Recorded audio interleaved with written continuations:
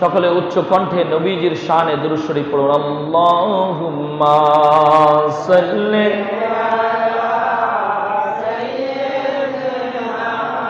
মাওলানা মুহাম্মাদ ওয়া আলা আলি সাইয়্যিদিনা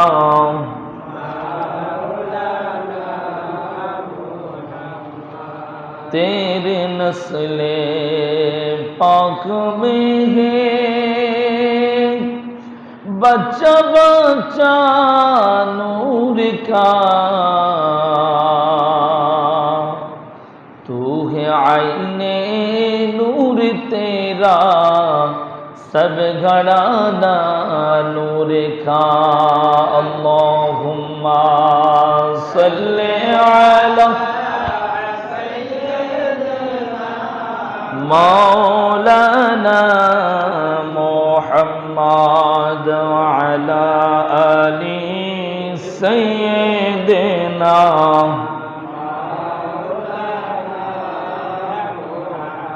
अल्लाह अल्लाह अल्लाह ला इलाहा इल्लहु अल्लाह अल्लाह।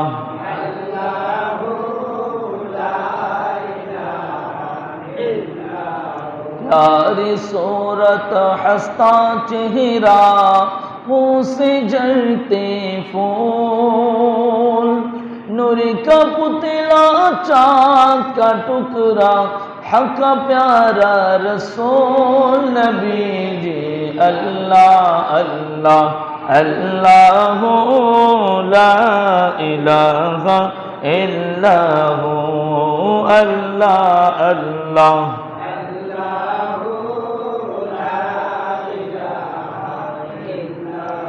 ला इलाहा इल्लल्लाहु मुहम्मदुर রাসূলুল্লাহ।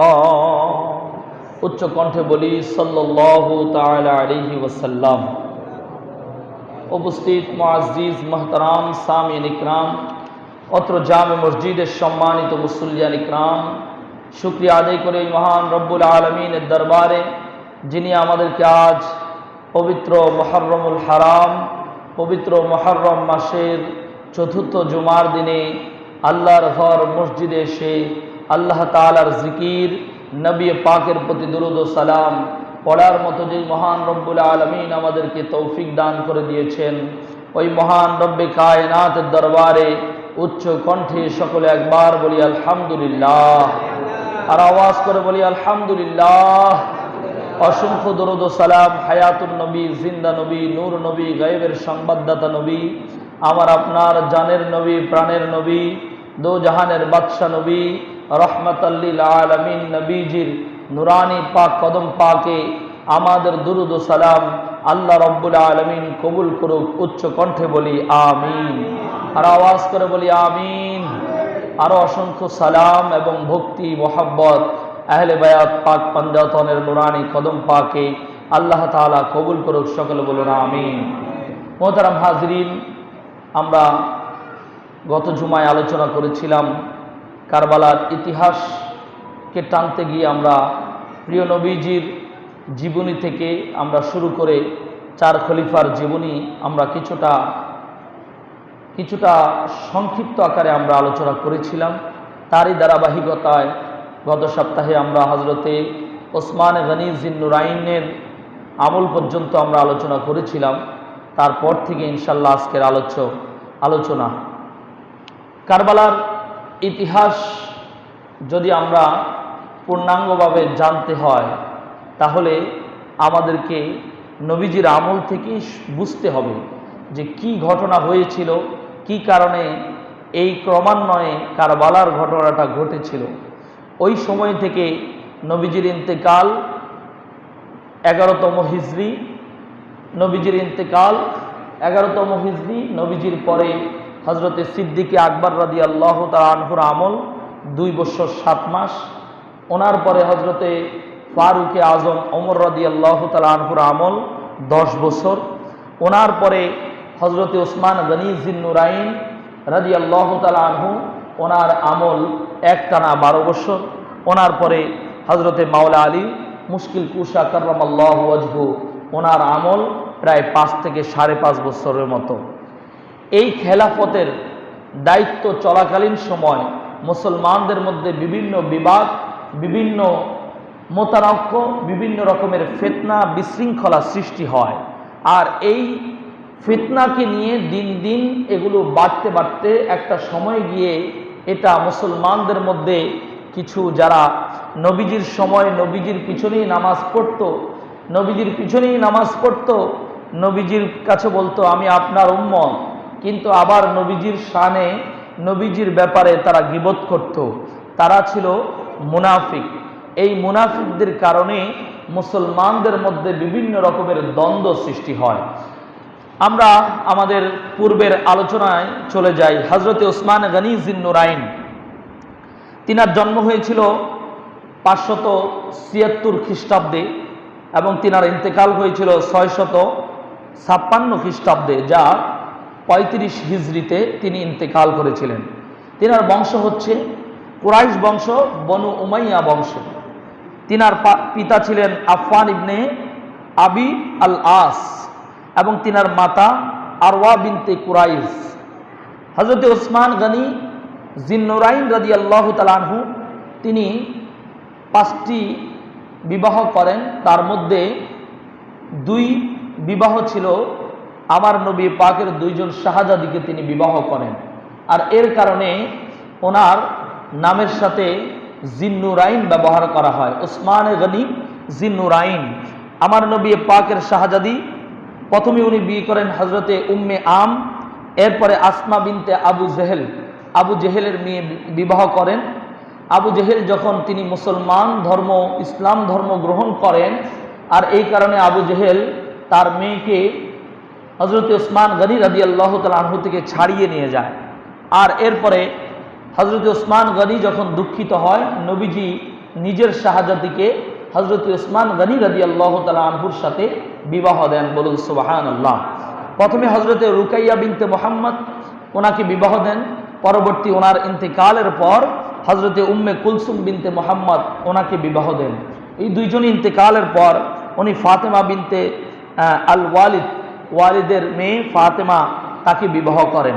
এভাবে উনি ওনার দাম্পত্য জীবনে 5 জন ওনার দাম্পত্য সঙ্গী গ্রহণ করেন। হজরতে ওসমান গনি রাদিয়াল্লাহু তাআলা আনহু তিনি ইসলামের 3য় খলিফা ছিলেন। তিনি মক্কার বড় ব্যবসায়ী ছিলেন। তিনি কাপড়ের ব্যবসা করতেন, পাশাপাশি তিনি অর্থ বিনিয়োগের মাধ্যমে তিনি বিশাল আকারে বিশাল নামি দামি একজন ব্যবসায়ী ছিলেন। তিনার বংশ ছিল আব্দে মানাফের বংশ, নবীজির নানার বংশ, এবং তিনি বংশগত আমার নবী পাকের আত্মীয় ছিলেন। আব্দে মানাফের বংশ, নবীজির ফুফু ওনার নানি ছিল, আর সেই হিসাবে উনি আমার নবীজির বাগ্নে ছিলেন। ইসলামের 3য় খলিফা হজরতে ওসমান গনি জিন্নুরাইন রাদিয়াল্লাহু তাআলা আনহু তিনি খেলাফত লাভ করেন হজরতে ওমর ফারুক রাদিয়াল্লাহু তাআলা আনহুর ইন্তেকালের পর। আমরা জানি ফারুক আজম ওমর রাদিয়াল্লাহু তাআলা আনহুকে একজন মূর্তি পূজারী, আবু লুলু নামক একজন মূর্তি পূজারী তাকে ছুরি মারেন এবং সেই ছুরির আঘাতে তিনি 3 দিন পৃথিবীতে বেঁচে থাকেন। আর সেই ফারুক আজম ওমর রাদিয়াল্লাহু তাআলা আনহু ইসলামের 2য় খলিফা। তিনি ওই সময় উনি সকল সাহাবীদের কাছে ওসিয়ত করেন। কি ওসিয়ত? যে ওনার ইন্তেকালের পরপরে, ওনার দাফন কাফন শেষ হওয়ার পরপরই যেন ইসলামের 3য় খলিফা নির্বাচন করেন।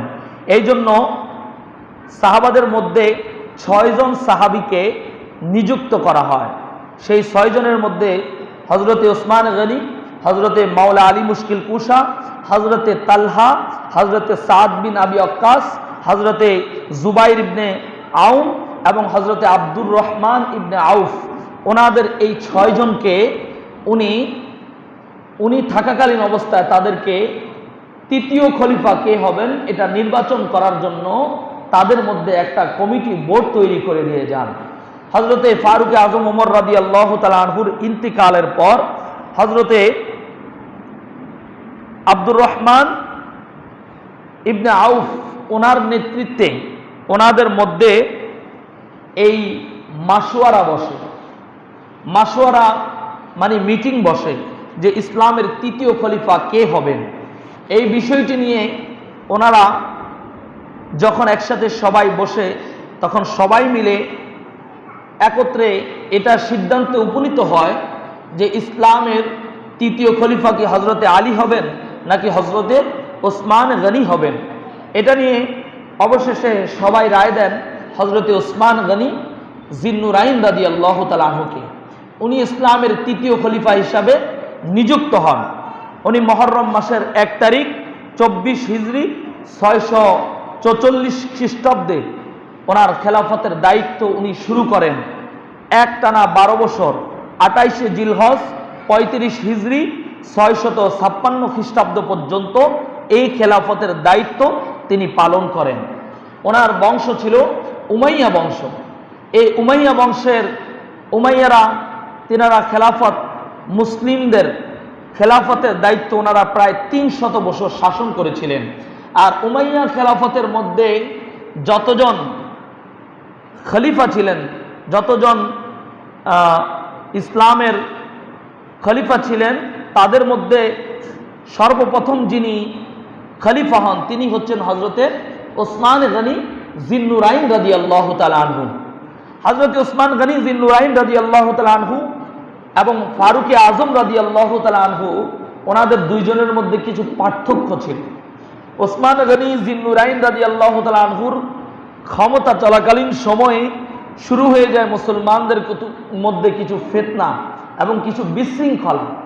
এর কারণ ছিল এটা যে হজরতে ওসমান গনি জিন্নুরাইন রাদিয়াল্লাহু তাআলা আনহু যখন উনি খেলাফতের দায়িত্ব লাভ করেন, ওনার খেলাফতের দায়িত্ব পাওয়ার পর থেকে উনি তো ব্যবসায়িক ছিলেন।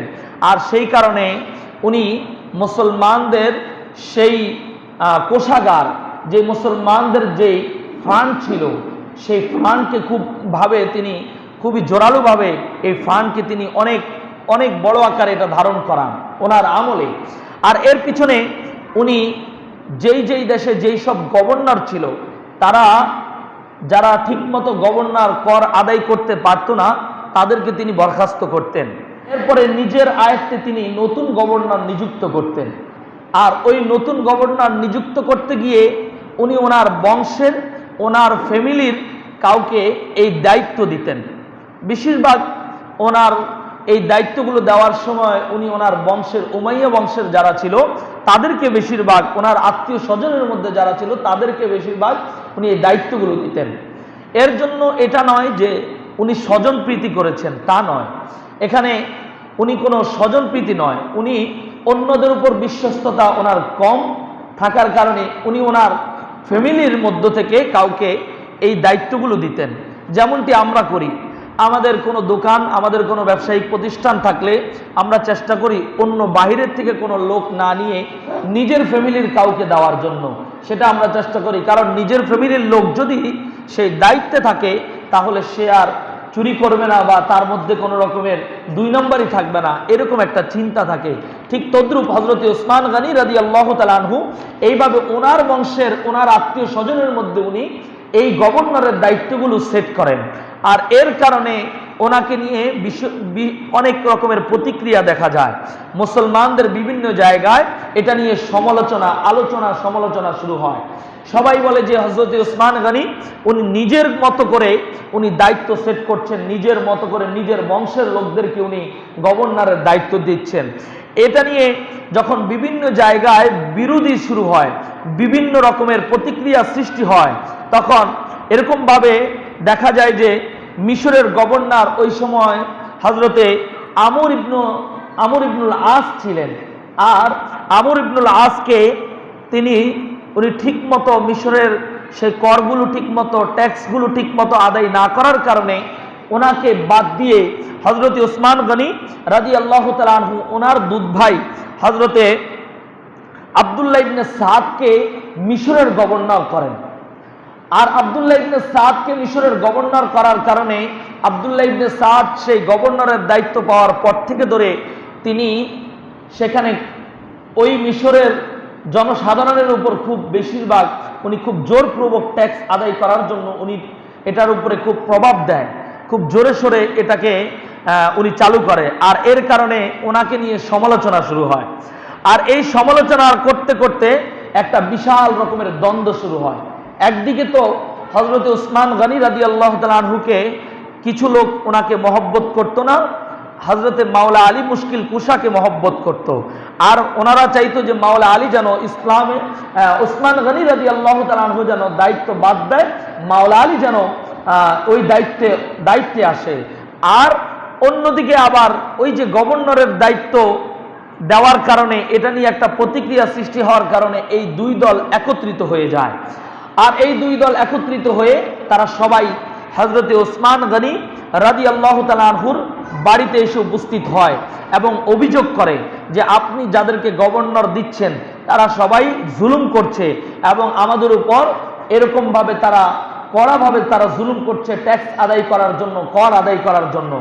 এই ব্যাপারে যখন তারা ওনার বাড়িতে এসে বিদ্রোহ শুরু করে, ওনার বাড়িতে এসে যখন এই বিষয়ের উপরে তারা যখন অভিযোগ করে, তখন হযরতে উসমান গনি রাদিয়াল্লাহু তাআলা আনহু হযরতে মাওলা আলী মুশকিল কুশাকে মধ্যস্থতায় রেখে এটাকে একটা মিলে নিয়ে আসে, এটার একটা সমঝোতা করে। আর এই সমঝোতা করার পরে তারা তাদের বাড়িতে ফিরত চলে যায়। এই ফিরত যাওয়ার পথে হঠাৎ করে তাদের মধ্যে একজন লোককে তারা দেখতে পায়। আর ওই নতুন লোকটিকে দেখতে পেয়ে তারা জিজ্ঞেস করে, তুমি কোন জায়গা থেকে এসেছো, তুমি কে? তখন সে বলে, আমি উসমান গনি রাদিয়াল্লাহু তাআলা আনহুর লোক, আমি তোমাদের সাথে মিশর যাব এবং মিশরে হযরতে উসমান গনি রাদিয়াল্লাহু তাআলা আনহুর সেই গভর্নর সাদকে আমি এই চিঠিটা ওনার কাছে পৌঁছাবো। তো এই চিঠির মধ্যে কি লেখা তারা জোর করে এই চিঠিটি নিয়ে পড়ে এবং চিঠির মধ্যে হযরতে উসমান গনি রাদিয়াল্লাহু তাআলা আনহুর সিল থাকে। আর এই চিঠির মধ্যে লেখা হয় যে যারা অভিযোগ নিয়ে উসমান গনি রাদিয়াল্লাহু তাআলা আনহুর বাড়িতে এসেছিল তারা মিশরে যাওয়ার সাথে সাথে যেন তাদেরকে কতল করা হয় এবং তাদেরকে মেরে ফেলা হয়। এটা দেখে তারা রাগান্বিত হন এবং তারা আর তাদের বাড়িতে ফিরত না গিয়ে তারা সবাই হযরতে উসমান গনি রাদিয়াল্লাহু তাআলা আনহুর বাড়িতে গিয়ে এই বিষয়ের জবাব চান খলিফার কাছে। খলিফার কাছে যখন এটার জবাব চান, খলিফা উসমান গনি রাদিয়াল্লাহু তাআলা আনহু তিনি বলেন যে এই বিষয়ে আমি জানি না এবং এই বিষয়ে আমি কোনো চিঠি লিখি নাই। পরবর্তীতে বিভিন্ন লেখকগণ এবং এটা প্রকাশ পায় যে ওনারই কাজিন, ওনারই ভাই হযরতে মারওয়ান বিন হাকাম তিনি এই চিঠিটি লিখেছিল যেন তাদেরকে যেন মেরে ফেলা হয়। আর এটার কারণে কিছু সময়ের মধ্যেই হযরত উসমান গনি রাদিয়াল্লাহু তাআলা আনহুর বাড়ির চারপাশে তারা ঘেরাও করে তারা বাড়ির মধ্যে এক প্রকারের বিশাল আকারে তারা আন্দোলন শুরু করে। এই আন্দোলন করতে করতে এক বিশাল আকারের বিদ্রোহ সৃষ্টি হয়। একদিকে তো হযরতে মাওলা আলীর ভক্তবিন্দু যারা ছিল তাদের একটা আন্দোলন, আবার অন্যদিকে আবার এইরকম ঘটনা। আর এই সকল কিছু মিলিয়ে উসমান রাদিয়াল্লাহু তাআলা আনহুর বাড়ির চারপাশে ঘেরাও করে বিদ্রোহীরা আন্দোলন সৃষ্টি করেন। এই আন্দোলন ঠেকানোর জন্য হযরত ইমামে হাসান, ইমামে হুসাইন সহ বিভিন্ন সাহাবীরা হযরত উসমান গনি রাদিয়াল্লাহু তাআলা আনহুর বাড়ির পাহারায় নিযুক্ত হন। আর ওই সময়টা ছিল হজের মাস, জিলহজ মাস ছিল। এই কারণে মদিনা শরীফে মানুষরা সবাই হজে চলে গিয়েছিলেন। এই কারণে মদিনা শূন্য অবস্থায় ছিল, মদিনায় তেমন লোকজন ছিল না। আর এই সুযোগে আন্দোলন করতে করতে হযরত উসমান গনি রাদিয়াল্লাহু তাআলা আনহুর যারা প্রহরী ছিল, বাড়ির যারা পাহারায় নিযুক্ত ছিল, এদের মধ্য থেকে কেউ একজন ওই বিদ্রোহীদেরকে তীর নিক্ষেপ করে। আর এই তীর নিক্ষেপ করার কারণে তীর গিয়ে ওই বিদ্রোহীদের যে কোনো একজনের শরীরে লাগে আর সে মারা যায়। আর মারা যাওয়ার কারণে এটা আরো বেশি আকার ধারণ করে। আরো বেশি আকার ধারণ করার পরে এই বিষয়টাকে নিয়ে তারা হযরত উসমান গনি রাদিয়াল্লাহু তাআলা আনহুর বাড়ির মধ্যে আগুন ধরিয়ে দেয়।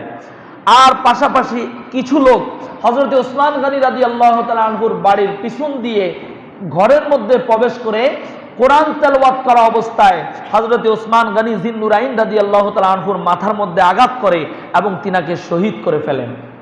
ইন্না লিল্লাহি ওয়া ইন্না ইলাইহি রাজিউন। হযরতে ওসমান গনি রাদিয়াল্লাহু তাআলা আনহু শহীদ হন, তিনি ইন্তেকাল করেন। তিনার ইন্তেকালের পর মাওলা আলী মুশকিল কুশা সহ ওনার সাহেবজাদাগণ ইমাম হাসান, ইমাম হুসাইন সহ ওনারা ইমাম হযরত ওসমান গনি রাদিয়াল্লাহু তাআলা আনহুর লাশ মোবারক জান্নাতুল বাকি শরীফে নিয়ে দাফন করেন এবং এটা নিয়ে বিশাল আকার ধারণ করে, বিশাল রকমের গন্ডগোল সৃষ্টি হয় মুসলমানদের মধ্যে, বিশাল দ্বন্দ্ব সৃষ্টি হয়। আর এইদিকে ইসলামের চতুর্থ খলিফা কে হবেন সকলে মিলে রায় দেন ইসলামের চতুর্থ খলিফা হচ্ছে হযরতে মাওলা আলী মুশকিল কুশা কাররামাল্লাহু ওয়াজহু। ইসলামের চতুর্থ খলিফা নবীজির চাচাতো ভাই, নবীজির জামাতা শেরে খোদা মাওলা আলী মুশকিল কুশা কাররামাল্লাহু ওয়াজহু। তিনার জন্ম 13 সেপ্টেম্বর 601 খ্রিস্টাব্দ। তিনি জন্মগ্রহণ করেন খানায় কাবায়, যেটা আমরা জানি 13ই রজব। এবং তিনি 10 বছর বয়স থেকে তিনি ইসলাম ধর্ম 10 বছর বয়সে তিনি ইসলাম ধর্ম গ্রহণ করেন। মাত্র ছোট্ট বয়সে মা খাদিজার পর পুরুষদের মধ্যে সর্বপ্রথম যিনি ইসলাম ধর্ম গ্রহণ করেন তিনি হচ্ছেন মাওলা আলী কাররামাল্লাহু ওয়াজহু। চিৎকার করে বলি সুবহানাল্লাহ। এবং তিনি সর্বপ্রথম আমার নবীজির সাথে নামাজ আদায় করেন, বলুন সুবহানাল্লাহ। এবং নবীজি ওনাকে এমন একটি তরবারি উপহার দেন যার নাম হচ্ছে জুলফিকার। এটা আমার নবীর পক্ষ থেকে ওনার জন্য উপহার স্বরূপ ছিল। এবং ওনাকে আমার নবীজি একটা নাম উপাধি দেন, সে নামটি হচ্ছে আসাদুল্লাহ। তার মানে হচ্ছে তিনি আল্লাহর সিংহ। তিনি অনেক বড় শক্তিশালী ছিলেন। তিনি খায়বার যুদ্ধে সেই খায়বার যুদ্ধের মধ্যে তিনি সেই দুর্গ কেল্লার দরজাকে বাম হাত দিয়ে উঠে ফেলেছিলেন। তিনার শক্তি কতটা ছিল, পরবর্তী ওই দুর্গের দরজাকে 80 জন মিলেও ওই দুর্গের দরজা উঠাতে পারেনি। আর তিনার এমন শক্তি ছিল, তিনার এমন জজবা ছিল, মাত্র বাম হাত দিয়ে তিনি এই দুর্গের কেল্লার দরজাকে উঠিয়ে ফেলেছেন, বলুন সুবহানাল্লাহ। উনি হচ্ছেন মাওলা আলী কাররামাল্লাহু ওয়াজহু, আমার নবী পাকের জামাতা। এবং বিদায় হাজ শেষ করে আমার নবী পাক যাওয়ার পথে গাদিরে খুম নামক জায়গার মধ্যে মাওলা আলী সম্পর্কে নবীজি এককভাবে শুধু আলী সম্পর্কে ভাষণ দেন। এবং সেই দিন তিনি নবীজি বলেন মাওলা আলী হচ্ছে মুমিনদের মাওলা, যারা আমি নবীকে মাওলা হিসাবে মানে আলী হচ্ছে তাদের জন্য মাওলা, বলুন সুবহানাল্লাহ। এবং হযরতে মাওলা আলী মুশকিল কুশা কাররামাল্লাহু ওয়াজহু, তিনার পিতা হচ্ছে আবু তালিব, যার কাছে আমার নবীজি ছোটবেলা থেকে বড় হন, যিনি আমার নবীজির চাচা ছিলেন। এবং ওনার মাতা ছিল ফাতেমা বিনতে আসাদ এবং ওনার বংশ ছিল কুরাইশ বংশ, আমার নবীজির বংশ। এই বংশের লোকেরা খানায় কাবার রক্ষক ছিল, খানায় কাবার চাবি যাদের কাছে ছিল তারা হচ্ছে এই কুরাইশ বংশ। এই কুরাইশ বংশের উত্তরাধিকারী ছিলেন আমার নবী পাকের বংশ হযরতে আব্দুল মুত্তালিব, হযরতে আবু তালিব। ওনাদের কাছে এই খানায় কাবার দরওয়াজার চাবি ছিলেন, ওনারা খানায় কাবার রক্ষক ছিলেন, বলুন সুবহানাল্লাহ। হযরতে মাওলা আলী মুশকিল কুশা কাররামাল্লাহু ওয়াজহু উনি ওসমান গনি রাদিয়াল্লাহু তাআলা আনহুর ইন্তেকালের পর উনি ইসলামের চতুর্থ খলিফা হিসাবে নিযুক্ত হন। তিনি 35 হিজরি থেকে 40 হিজরি পর্যন্ত প্রায় 5 বছর থেকে 5.5 বছর ইসলামের চতুর্থ খলিফার দায়িত্ব পালন করেন। এই দায়িত্ব চলাকালীন সময় তার আগ থেকে তো মুসলমানদের মধ্যে এক বিশাল বিশৃঙ্খলা ছিল, আর তিনি আসার পর থেকে ধরে আরো বেশি বিশৃঙ্খলা শুরু হয়। একদল আসে যারা ওসমান হত্যার বিচার আগে চায়, যে বলে যে আগে ওসমান রাদিয়াল্লাহু তাআলা আনহুর হত্যার বিচার চাই, এরপরে খলিফা হতে হবে, এর আগে খলিফা হওয়া যাবে না, এর আগে খেলাফতের দায়িত্ব চলবে না, আগে আমরা ওনার হত্যার বিচার চাই। ওনার হত্যার বিচার নিয়ে আন্দোলন শুরু করে একদল। তাদের মধ্যে আমার নবী পাকের কিছু মুরব্বী সাহাবী ছিলেন, হযরতে তালহা রাদিয়াল্লাহু তাআলা আনহু, হযরতে জুবাইর রাদিয়াল্লাহু তাআলা আনহু, ওনারা সহ আমার নবীজির স্ত্রী মা আয়েশা রাদিয়াল্লাহু তাআলা আনহু এই আন্দোলনের সাথে জড়িত হন। উনি এই ব্যাপারে ভালো করে জানতেন না, তারপরে ওনাকে এই বিষয়ের উপর খেপিয়ে তোলা হয়। এই বিষয়ের উপরে খেপিয়ে তোলার কারণে মা আয়েশা রাদিয়াল্লাহু তাআলা আনহা এবং হযরতে তালহা, হযরতে জুবাইর রাদিয়াল্লাহু তাআলা আনহু ওনারাও এই আন্দোলনের সাথে জড়িত হন, যে আগে ওসমান হত্যার বিচার চাই, পরে খেলাফতের দায়িত্ব। কিন্তু মাওলা আলী রাদিয়াল্লাহু তাআলা আনহু ইসলামের চতুর্থ খলিফা নিযুক্ত হওয়ার পর, নির্বাচিত হওয়ার পর তিনি তিনি বলেন যে আমি আগে চাই যেন মুসলমানদের মধ্যে যে বিশৃঙ্খলা আছে এটাকে আগে ঠান্ডা করতে হবে, এরপর বিচার হবে। আগে বিশৃঙ্খলা ঠান্ডা না করে এই বিচার করা যাবে না, যেহেতু যারা হত্যা করেছে তারা ছিল বিদ্রোহী, আর এই বিদ্রোহীরা সারা জায়গার মধ্যে অনেক জায়গায় তারা ছড়িয়ে ছিটিয়ে আছে। আর যদি এটার বিচার করতে যায় এখন, তাহলে এটা নিয়ে বিশাল দ্বন্দ্ব সৃষ্টি হবে, আরো খারাপ পজিশনে যাবে। এই নিয়ে সাহাবা ইকরামদের মধ্য থেকে কিছু সাহাবীরা হযরতে মায়েশা সহ তালহা এবং হযরতে জুবাইর রাদিয়াল্লাহু তাআলা আনহু সহ তারা এটাকে মানতে চায় না, আর এটা নিয়ে তারা সৈন্য তৈরি করে হযরতে মাওলা আলীর বিপক্ষে যুদ্ধ করতে। আর যুদ্ধ করতে গিয়ে তারা এক জায়গায় সবাই মিলে এক জায়গায় হয়, সেটা হযরতে মাওলা আলী মুশকিল কুশা তিনি এই খেলাফতের দায়িত্ব পাওয়ার পর মদিনা থেকে তিনি চলে যান ইরাকের জমিনে কুফাতে, আর সেটার কারণে বসরার উদ্দেশ্যে হযরতে তালহা রাদিয়াল্লাহু তাআলা আনহু, জুবাইর রাদিয়াল্লাহু তাআলা আনহু এবং মায়েশা রাদিয়াল্লাহু তাআলা আনহা ওনারা সবাই মিলে মাওলা আলীর বিপক্ষে সৈন্য নিয়ে বসরার উদ্দেশ্যে রওনা হন। বসরায় যাওয়ার পর ওনারা সবাই এক জায়গায়, সকলে এক জায়গায় উপস্থিত হন। মাওলা আলী চান যেন রক্তপাত না ঘটে, মুসলমানদের মধ্যে যেন রক্তপাত না ঘটে, সেই কারণে ওনাদের সাথে তিনি মাশওয়ারায় বসেন, মিটিংয়ে বসেন। আর এই মিটিং করে তাদের সাথে এই কথায় উপনীত হয় যেন মুসলমানদের মধ্যে যেন দ্বন্দ্ব না হয়। আমরা চাই যেন আগে এই সমঝোতা, আগে চাই যেন এই খেলাফতের দায়িত্বটা যেন ঠিক হয়ে যেন সকলে একটা সমঝোতার মধ্যে আসে, পরবর্তীতে আমরা এটার বিচার করব। এটা মাওলা আলী ওনাদের কাছে প্রস্তাব করেন। এই প্রস্তাবে মায়েশা মেনে নেয়, কিন্তু এই প্রস্তাবে হযরতে তালহা, হযরতে জুবাইর রাদিয়াল্লাহু তাআলা আনহু তিনারা মানে না এবং তিনারা রাগান্বিত হয়ে সেখান থেকে চলে যায়। চলে যাওয়ার পথে ওই বিদ্রোহীদের মধ্যে কিছু লোক গিয়ে তালহা রাদিয়াল্লাহু তাআলা আনহু এবং জুবাইর রাদিয়াল্লাহু তাআলা আনহুকে কতল করেন, তাদেরকে শহীদ করে ফেলেন।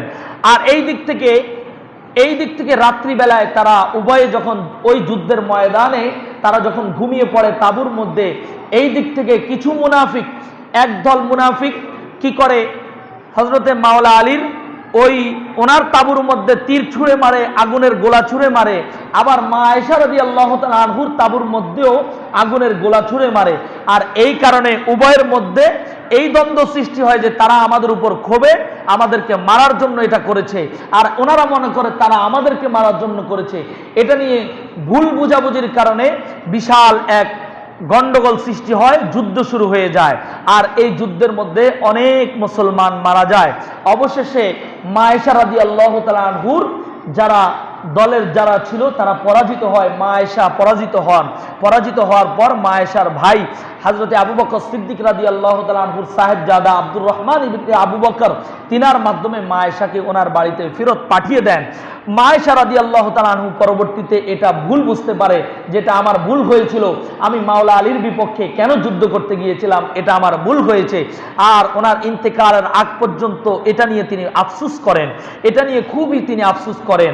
আর এইদিকে এই যুদ্ধটা, যে যুদ্ধের কারণে অনেক মুসলমান শহীদ হন, এই যুদ্ধকে বলা হয় উষ্টের যুদ্ধ।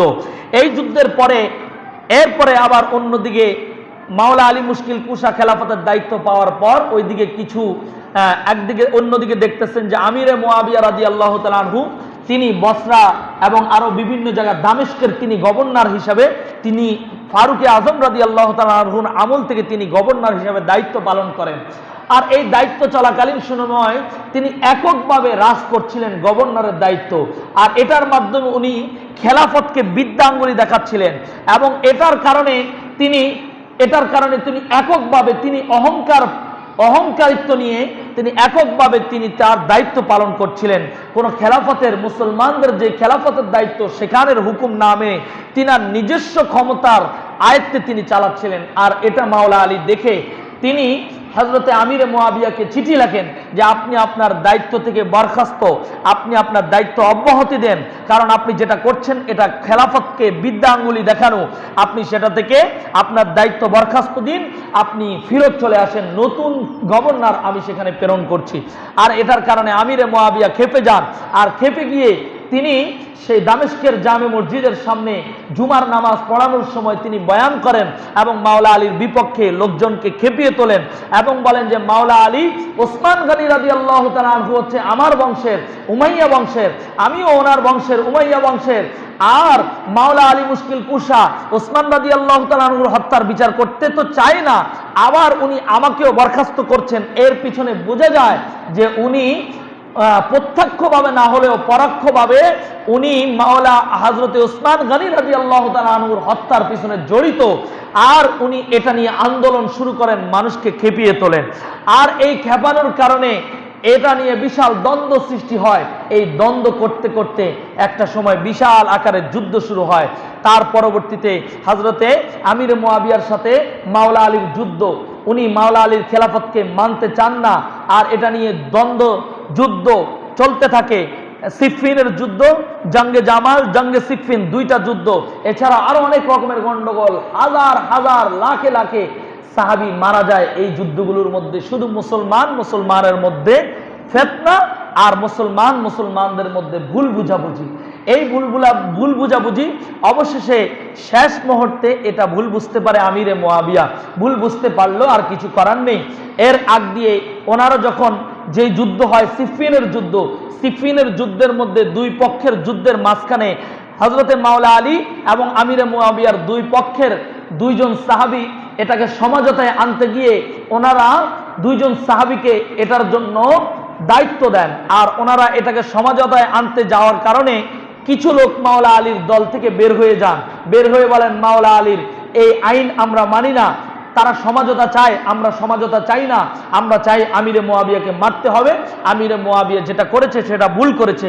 কিন্তু মাওলা আলী মুশকিল কুশা উনি আমার নবীজির জামাতা, আমার নবীজির চাচাতো ভাই, ওনার মধ্যে কি ছিল এটা সবাই বুঝতে পারতেন না।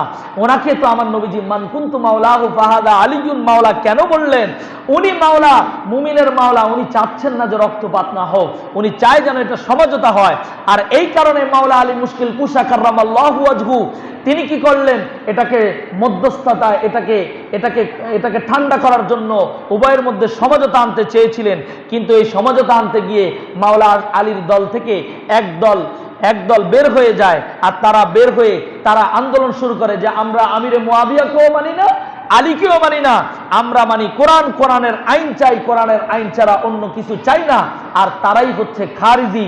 আর তারা কোরআনকে তীরের আগার মধ্যে নিয়ে তারা মিছিল করতে থাকে। আর ওই খারিজি সম্পাদক তখন তাদের বিরুদ্ধে মাওলা আলী ঘোষণা দেয় যে এরা খারিজানে ইসলাম থেকে খারেজ হয়েছে। আজও পর্যন্ত সেই খারিজিরা আছে। এই খারিজিদের টার্গেট ছিল মাওলা আলী, হযরত আমিরে মুয়াবিয়া এবং আরেকজন সাহাবী ছিলেন। এই তিনজন সাহাবীকে তারা টার্গেট করেছিল, যেভাবে হক এই তিনজনকে আমাদেরকে মারতেই হবে, তাদেরকে মারতে পারলে আমাদের রাস্তা ক্লিয়ার। কিন্তু তারা অন্য দুইজন সাহাবীকে মারতে পারেননি। একই দিনেই তারা টার্গেট করে, কিন্তু দুইজনের উপর আঘাত করে। একজনকে আঘাত করতে পারেননি, অন্যজনকে আমিরে মুয়াবিয়াকে আঘাত করেন, কিন্তু তিনি আহত হন। আর এইদিকে মাওলা আলী মুশকিল কুশা রমজানুল মোবারকে তিনিও মসজিদে নামাজ পড়তে যাওয়ার সময় ওনার উপর আঘাত করে ওনাকে শাহাদাত বরণ করান। এই আব্দুর রহমান ইবনে মুলসেম তিনি হযরতে মাওলা আলীকে শহীদ করিয়ে ফেলেন। আমরা বলি সকলে ইন্না লিল্লাহি ওয়া ইন্না ইলাইহি রাজিউন। মাওলা আলী শাহাদাত বরণ করেন। আমার বাবারা ভাইরা, মাওলা আলী শাহাদাত বরণ, এই শাহাদাত বরণের পরে মাওলা আলী থাকাকালীন সময় ইসলামের পঞ্চম খলিফা হিসাবে নিযুক্ত করেন হযরত ইমামে হাসান রাদিয়াল্লাহু তাআলা আনহু। ইসলামের পঞ্চম খলিফা হিসাবে নিযুক্ত হন। ইসলামের পঞ্চম খলিফা তিনি দীর্ঘদিন নয়, মাত্র 6 মাস দায়িত্ব পালন করেন। কিন্তু তিনি অত্যন্ত শান্ত এবং ঠান্ডা মেজাজের মানুষ ছিলেন। আর এই দ্বন্দ্ব তিনি থামাতে পারেননি। এই দ্বন্দ্ব লেগেই থাকে। এক দল মাওলা আলীর পক্ষে, অন্য দল আমিরে মুয়াবিয়ার পক্ষে। আমিরে মুয়াবিয়ার লোকেরা ইমামে হাসানের খেলাফতকে মানতে চায় না। তারা বলে যে সে বাচ্চা মানুষ, সে কিসের খেলাফতের দায়িত্ব পালন করবে, তার খেলাফত আমরা মানি না। আমরা চাই যে এখন সবচাইতে উপযুক্ত ব্যক্তি হচ্ছে আমিরে মুয়াবিয়া। আমিরে মুয়াবিয়ার খেলাফত চাই, হযরত ইমামে হাসানের খেলাফতকে আমরা মানতে চাই না। এটা নিয়ে বিশাল তোলপাড় সৃষ্টি হয়। অবশেষে ইমামে হাসান আমিরে মুয়াবিয়া রাদিয়াল্লাহু তাআলা আনহুকে চিঠি লেখেন যে আপনি চাচা যান আপনি আমার কাছে আসেন, আপনার সাথে আমি বৈঠক করতে চাই, মিটিং করতে চাই। তিনি ওনাকে ডাকানো হয়, ডাকানোর পরে ওনার সাথে মিটিং করেন যে আপনার কাছে আমি খেলাফত অর্পণ করব। আমি চাই না যে মুসলমানের মধ্যে রক্তপাত হোক, আমি চাই যেন মুসলমানদের মধ্যে একটা শান্তি শৃঙ্খলা আসুক। সেই কারণে আমি আমার ক্ষমতা চাই না, আমার ক্ষমতার লোভ নেই, আমি এই ক্ষমতার দায়িত্ব আপনাকে দিয়ে দিচ্ছি, কিন্তু তার পিছনে আপনার কাছে কিছু শর্ত আমি রেখে যাচ্ছি। সেই শর্ত হচ্ছে আপনি যতদিন এই দায়িত্ব পালন করবেন, আপনার প্রথম দায়িত্ব হচ্ছে আপনি মুসলমানদের মধ্যে শান্তি শৃঙ্খলা আনবেন এবং পিছনে যত দ্বন্দ্ব হয়েছিল এই দ্বন্দ্বগুলো আপনি ভুলে যাবেন। তারপরে আপনি এই দায়িত্ব যতদিন করবেন, আপনার যাওয়ার পরপরই আপনি আমাদের কাছে আবার এই খেলাফতের দায়িত্ব আমাদেরকে ফিরিয়ে দিবেন, আমাকে দিবেন। যদি আমি বেঁচে না থাকি আমার ভাই হযরত ইমাম হুসাইনকে এই দায়িত্ব দিয়ে দিবেন। যদি আপনি না দেন তাহলে এটা আপনি এই চুক্তির মধ্যে আসতে হবে, আপনি আমার সাথে এটার একটা চুক্তিতে আসেন। কাগজে এই চুক্তি হলো, যদি ওনার পরে ইমাম হুসাইন দায়িত্বে আসবে আর উনি দায়িত্ব চলাকালীন সময় আর কোনো রকমের দ্বন্দ্ব করবেন না, পিছনের দ্বন্দ্ব যা হয়েছিল সব এটাকে শান্তি শৃঙ্খলার মধ্যে নিয়ে আসবেন। এবং এটাও হয় যে আমি ইমামে হাসান আওলাদ রসুল নবীর বংশধর, আমরা তো আর অন্যের কাছে হাত পাততে পারবো না, চাইতে পারবো না। সেই কারণে আমরা খেলাফত চলাকালীন সময় যেই ভাতা পেতাম সেটা আমাদেরকে দিতে হবে, যেই সম্মানই পেতাম সেই সম্মানই আমাদেরকে দিতে হবে। এইভাবে তিনার সাথে কিছু চুক্তিতে আসে। এই চুক্তি নামার পর হযরতে আমিরে মুআবিয়া রাদিয়াল্লাহু তাআলা আনহু ইসলামের ষষ্ঠ খলিফা, খেলাফতের দায়িত্ব এই পর্যন্তই শেষ। উল্লেখযোগ্য ইমামে হাসান পর্যন্ত ইসলামের পঞ্চম খলিফা পর্যন্ত ধরা হয়, ইমামে হাসান পর্যন্ত। এরপরে আর খেলাফতের দায়িত্ব হয় না। নবীজির ইন্তেকালের পর 30 বছর, হযরতে আবু বকর 2 বছর 7 মাস, হযরতে ফারুক আজম 10 বছর, হযরতে ওসমান গনি 12 বছর, হযরতে মাওলা আলী মুশকিল কুশা 5 বছর কিংবা 5.5 বছর, হযরতে ইমামে হাসান 6 মাস। এই 30 বছরের খেলাফত দায়িত্ব শেষ। এরপর আমিরে মুআবিয়া টানা 20 বছর ওনার দায়িত্ব চলাকালীন সময় মুসলমানদের মধ্যে শান্তি শৃঙ্খলা চলে আসে। এই শান্তি শৃঙ্খলার মাঝামাঝি সময় ইয়াজিদ, আমিরে মুআবিয়ার সন্তান হচ্ছে ইয়াজিদ ইবনে মুআবিয়া, তার বন্ধুরা, তার সাথের লোকেরা তাকে কিছু কুপরামর্শ দেয় যে তোমার পথের কাঁটা হচ্ছে ইমামে হাসান, তাকে যদি শহীদ করতে পারো তাহলে তোমার রাস্তা ক্লিয়ার, কারণ সে যদি শহীদ হয়ে যায় তোমার আব্বার পরেই তুমি ইসলামের তার পরবর্তী খলিফা হতে পারবে।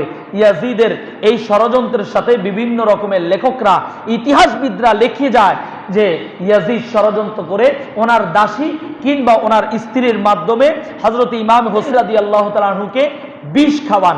একবার, দুইবার, তিনবার বিষ প্রয়োগ করে, দুইবার ওনাকে এই বিষ দিয়ে কিছু করতে পারে না। বিষ খাওয়ার পরপরই উনি নবীজির রওজা শরীফে যান, সুস্থ হয়ে যান। তৃতীয়বারের সময় ওনাকে একটা সবচাইতে পৃথিবীর কঠিন বিষ যেটা ছিল হীরাকে গুঁড়া করে, যে হীরা দিয়ে কাজ কাটা হয়, সেই হীরাকে গুঁড়া করে সেই হীরার বিষ তৈরি করা হয় আর সেই হীরার বিষটাকে ওনাকে খাওয়ানো হয়। আর এটা খাওয়ার সাথে সাথে ওনার কলিজা সহ ওনার শরীরের ভিতরে সব ছিঁড়ে যায় আর ওনার শরীরটাকে সবুজ বর্ণের হয়ে যায়। নবীজির ভবিষ্যৎবাণী ছিল যে ইমামে হাসানকে জান্নাতি পোশাক দেওয়া হয়েছিল, সবুজ পোশাক। বলা হয়েছিল ভাই, নানা ভাই, যেই দিন তুমি ইন্তেকাল করবে সেই দিন তোমার শরীরের কালারটাও এইরকম সবুজ কালার হয়ে যাবে। ইমামে হাসান সবুজ বর্ণ ধারণ করে ওনার ভাইকে ডাকে যে ভাই, আমার সময় শেষ, আমি তোমার কাছে আমার এই সন্তানকে, আমার ছেলেকে, আমার স্ত্রীদেরকে তোমার কাছে অর্পণ করে দিয়ে যাচ্ছি, তাদেরকে তুমি দেখবে। এই বলে ইমামে হাসান বিদায় নেয়। ভাই, তাহলে আমাকে কার কাছে রেখে যাচ্ছেন? ভাই, আমার জন্য নানাজি পানি নিয়ে দাঁড়িয়ে আছেন, জান্নাতি শরবত নিয়ে দাঁড়িয়ে আছেন। ভাই, আমি চলে যাচ্ছি, আমি তোমাকে নানাজির কাছে তোমাকে সুপর্দ করে গেলাম।